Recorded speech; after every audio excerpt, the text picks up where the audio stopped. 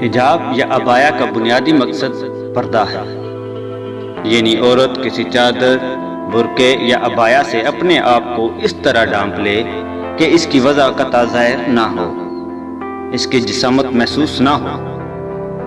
اگر تو پردہ اس مقصد کو پورا کر رہا ہے تو پھر تو عورت اللہ کا حکم پورا کر رہی ہے۔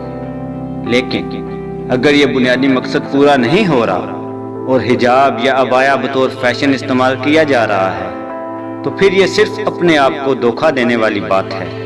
اللہ کا حکم دور دور تک پورا نہیں ہو رہا۔ افسوس کی بات تو یہ ہے کہ آج کل اکثر نوجوان لڑکیاں جو عبایا استعمال کر رہی ہیں وہ بجائے پردے کے بے پردگی اور مردوں کو متوجہ کرنے کا باعث بن رہا ہے۔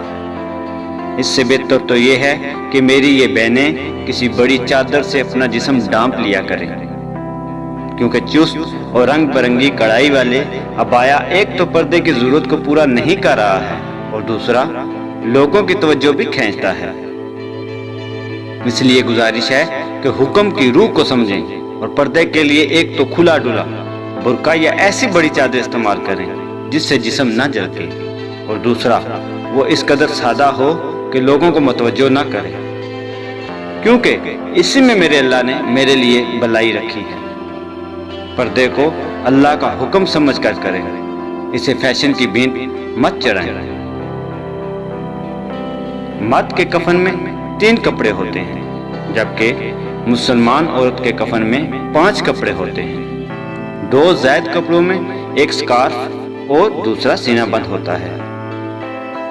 افسوس ہے اس مسلمان عورت پر جو پوری زندگی اپنا سر اور سینہ کھلا چھوڑے، لیکن مرنے کے بعد اللہ تعالیٰ اپنے پاس ان اعضاء کو ڈھک کر ہی بلاتے ہیں۔